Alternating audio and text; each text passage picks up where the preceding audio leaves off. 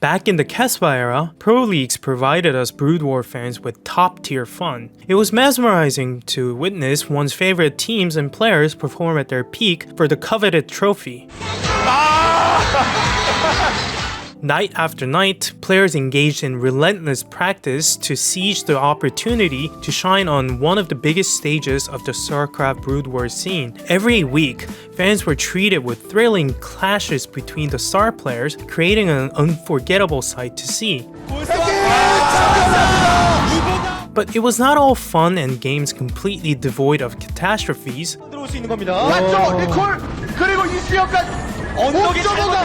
Despite being professional players renowned for their skill in the game, many were still in their teenage years, exhibiting immaturity and short-temperedness, which occasionally resulted in emotional breakdowns on some of the most significant stages of their careers. Over the 13 years of the Pro League's illustrious history, there have been some notable meltdowns where the players would suddenly forget how to play StarCraft and just fall apart right before achieving greatness. Today, we're gonna look into one of the biggest playoff choke jobs in the history of the league, so without further ado, let's get right into it. Chapter 1. The Fall. The 2008-09 season for Hwasong Oz was highly anticipated season for many fans to say the least. After winning the second half of the 2007 regular season and the grand finals, beating Samsung Con in the process, Hwasong shocked the fans by failing to even qualify for the playoffs in the 2008 season after choking the last game of the regular season versus the Sparkiest team that was on a miraculous 5-game winning streak, making a run for the playoffs. Hwasong won the first 2 games of the match, but lost 3 straight, including the ace match, which lost them the match, dropping down to a surprising 6th place finish at the end of the season. The 2008-09 season, therefore, was somewhat of a redemption season for Hwasong, though future Hall of Famer and one-time OSL champion Anytime decided to enlist and join the Air Force Ace after the 2008 season. They still had Jaedong, who was the guy in Hwasong. They still had Haya, who was considered as the borderline all-star level Terran player at the time and a great sidekick for Jaedong. They still had 4GG, who undoubtedly had the best smirk in the history of Brood War, and oh, I almost forgot to say that he won the 2008 Arena MSL against Jaedong in the finals, sweeping him 3-0 in the process just a few months prior. And they still had Becco, who was also a very decent above average Protoss player in the Pro League. It's not like the whole team was disassembled after the Grand Finals titles run during the 2007 season or something, and they needed to prove to everyone that the 2008 season was a fluke. So it would be a massive understatement to suggest that Hwasong players, particularly Jaedong, felt a sense of vindication following the disappointing 2008 season. They were eager to prove to everyone that they still had what it takes to bring the championship back home. And that's exactly what they did. Chapter 2. The Rise. Win after win, the hungry hounds of Hwasong lacerated everyone and everything in their path. They won 6 matches straight without dropping a single match until the 5th week of round 1 when they lost to NBC Heroes. After the first round of the season, Hwasong was rocking with 7 wins and 4 losses, and when round 2 ended, the Oz showcased their utter dominance with a resounding record of 15 wins and 7 losses. By the time the 2008-09 Pro League season entered into the 3rd round, which was a winners league, it was pretty safe to say Hwasong Oz was ready to dominate, which they did.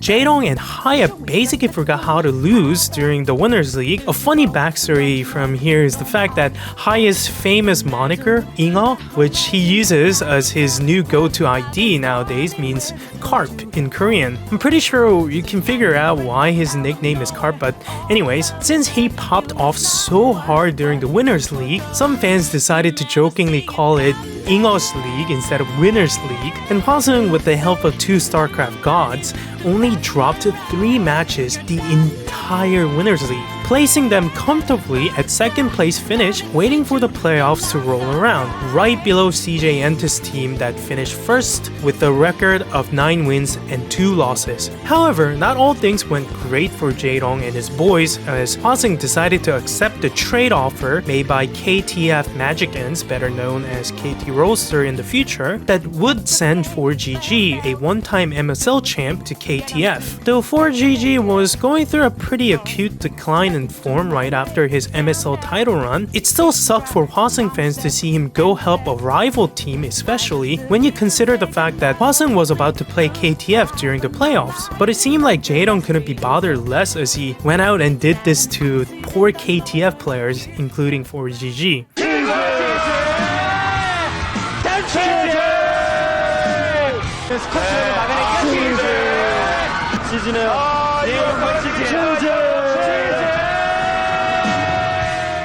Absolute cold-blooded 4-0 beatdown. Jae-dong manhandled Flash and the whole KTF roster, like how Kendrick completely murdered Drake and the whole OVO squad. By the way, rip 4GG for getting swept by Flash mid-season just to be traded to that very team that has swept his team, only to be swept by his original ace Jae-dong in the playoffs. Yikes. Anyways, heading into the grand finals of the Winners League, they faced off first-seeded CJ Entis. CJ Entis had a pretty stacked and balanced squad of young and old talent, including veteran players such as Iris, Much, and Voldemort, and super rookies such as Effort, Movie, and Sky High. Though as face value, one can argue that Hwasung lacked the sheer amount of talent, they did have the best player of the year 2009 in Jae-dong, which he proved by doing this to CJ in the grand finals.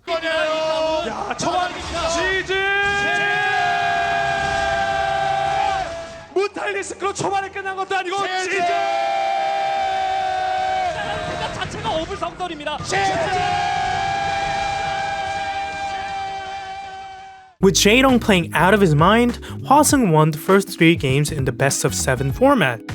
Jae-dong has Slayer Effort, Iris, and Voldemort in that order, and was 1 win away from winning that Winners League title. And at the elimination game, CJ decided to send out a sophomore player, Sky High, to face against Jae-dong since they basically ran out of good veteran players. Nobody really had high hopes for him at the time since he really didn't achieve anything notable up to that point, while Jae-dong was a certified superstar ever since he stepped into the scene. 4-0 sweep for Hwasung with another legendary legacy added to Jae-dong's name. That should have been the cliche ending and what everyone certainly expected to happen, except that kinda didn't happen. Chapter 3. The Choke. Jae-dong, in a classic JD style, decided to pull off a 5 pull to try to finish the series, which didn't exactly work this time and cost him the game.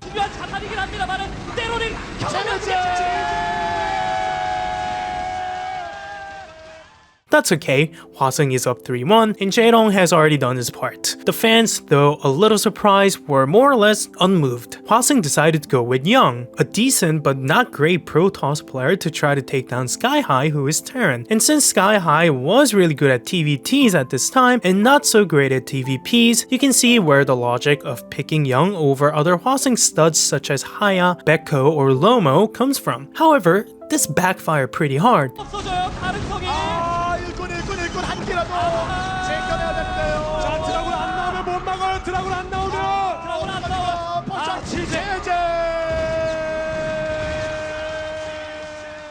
Now with the series score being 3-2, Hwasung had significantly less breathing room as a loss here will mean Game 7 with all the momentum on CJ's side, so Coach Jacob came up with a brilliant tactic of sending out Spear, who I'm 99% sure none of you have any idea who this guy even is, like literally who. In short, he was a 2v2 player, he was a team player and a Pro Toss, which is probably the only reason why he was sent out. Obviously, this didn't work out too well for Hwasung.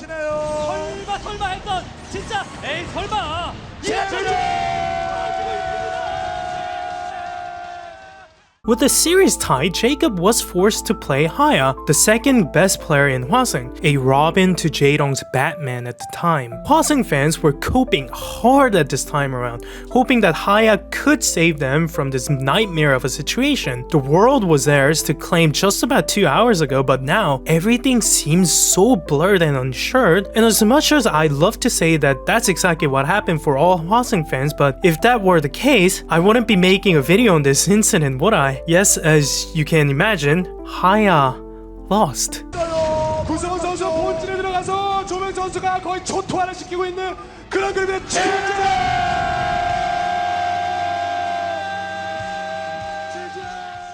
Hwasung fans were in shell-shocked as Jae-dong was too, while the CJ Entus players and fans rejoiced in pure happiness and dopamine overflow from the greatest upset in the history of organized Brood War team leagues. Jae-dong closed his eyes, not fully getting the grasp of the grim reality he was in. To put it lightly, it wasn't a good day for him. Chapter 4, The Omen.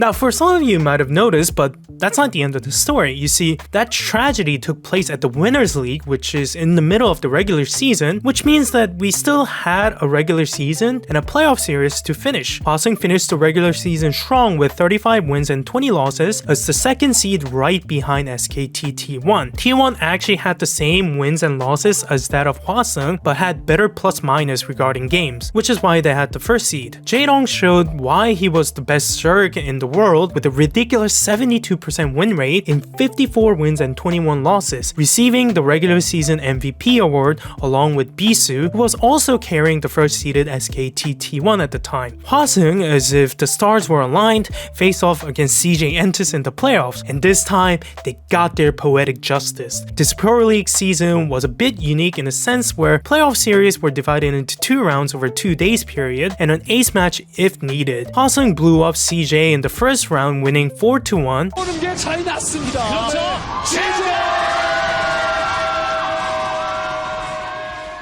While CJ came back strong the next day, sweeping the round 4-0 to force the win or go home ace match. 볼트가 달려들고 있는 스코어지. 화가 단단히 나 있기 때문에 나가지도 못하고 있는 상황에서 Jae-dong of course came out to play, while on the CJ side, effort was chosen to try to slay the tyrant. In short, it didn't go well. 얼마 남지 않았습니다. 김정우 얼마나 아쉽겠습니까? 뒤지를 못 칠 거예요, 기분은요.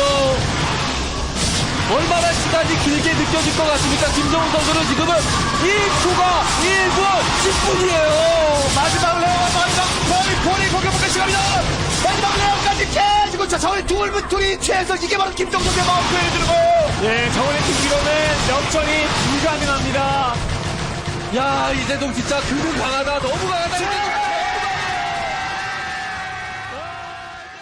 August 7th, 2009, Busan, Gwanghwanery Beach, Hwasung headed to the grand finals to play against SKT T1. Every Hwasung player, especially Jae-dong, had a chip on their shoulders. They needed to win this title to prove to everyone and to themselves that they had what it takes to win, that they haven't fallen from grace just yet. With hearts of fire, never to cower, and desire to recover the dynasty that was once thought over, the players entered the arena with one thing in mind: win at all costs. 뭐 병력 센터 싸움도 그렇게 못한 것도 아니고.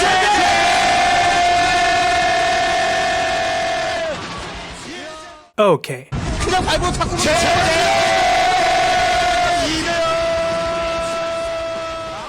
Yeah.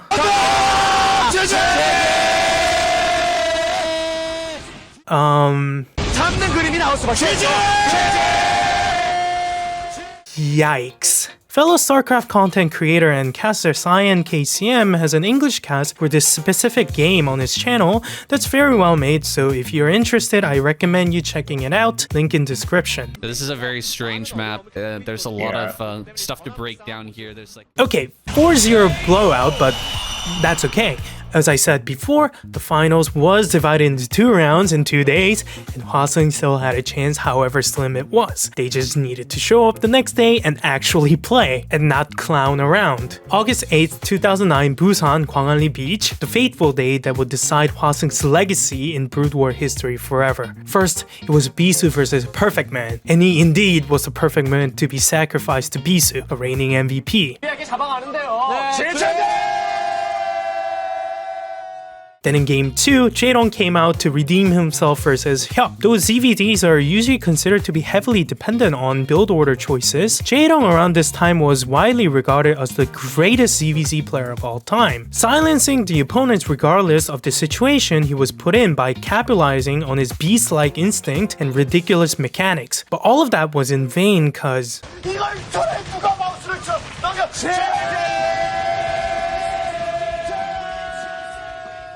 so far, the grand finals, Jae-dong had amassed 2 losses without securing any victories, a significant departure from what the fans and his teammates would have expected from him. Regardless, we head into game 3, a must-win for Hwasung if they wanted to stay competitive in the finals, which was a game between Kanata and Beko. And Hwasung managed to finally win a game after losing 6 straight, including round 1.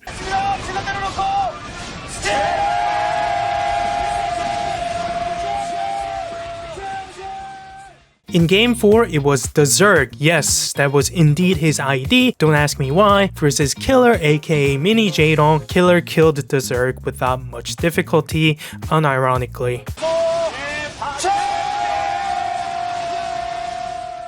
In game 5, T1's Crown Prince Fantasy came out to play against Hwasung's very own Haya. Though Haya was a borderline all-star level player who has carried Hwasung numerous times during the season, it was clear who was the favorite to win this match to everyone.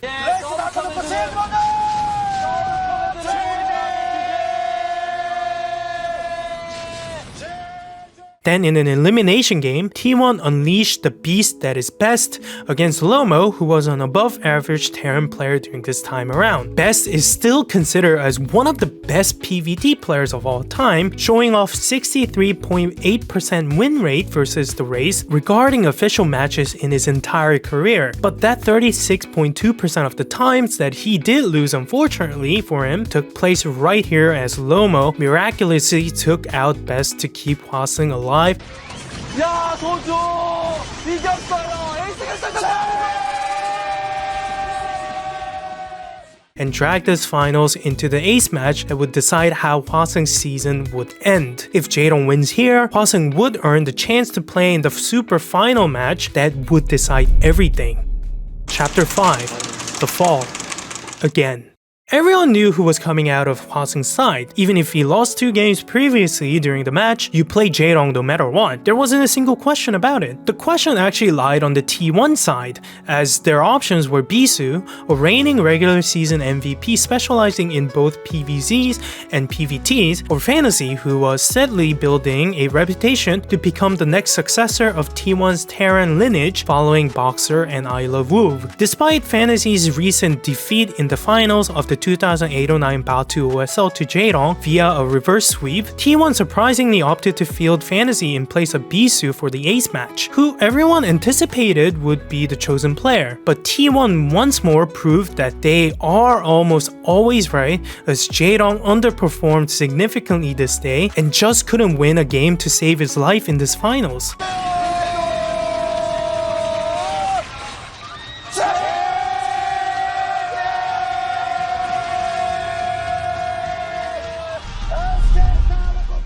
Chapter 6, The Aftermath. While Fantasy was given the finals MVP title and the T1s celebrated, Jae-dong and Hwasung had to just sit there and watch everything unfold before their very eyes in agony. Later in the T1 20th anniversary documentary, which you can go watch on YouTube, Jae-dong recounted that this specific instance stands as the most painful memory of his professional gaming career. It was also revealed that the build order and strategy that Fantasy used in the game was given to him by none other than the man, the myth, the Emperor himself, Boxer, who was a coach at the time. What a legend. After this disaster of a performance, Hwaseung was never able to return to the Pro League playoffs until they disbanded in 2011. Jae-dong, however, was able to regain his reputation by winning the 2009 Bacchus OSL, 2009 WCG Gold Medal, 2010 Nate MSL, and so on, cementing his legacy as a Brood Warriors Zerg GOAT that we all know and love him for.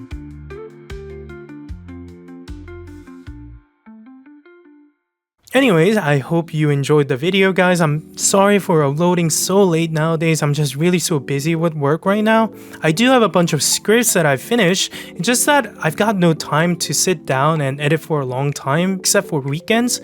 I should be able to find more time starting next month, so I'll try to pump out videos more frequently. And as always, thank you so much for watching, and to my wonderful patrons, GrassBG, Akira, Andrew, Glyobird, and Bolat for supporting this channel and motivating me to create more content like this. And as always, I'll see you all very soon.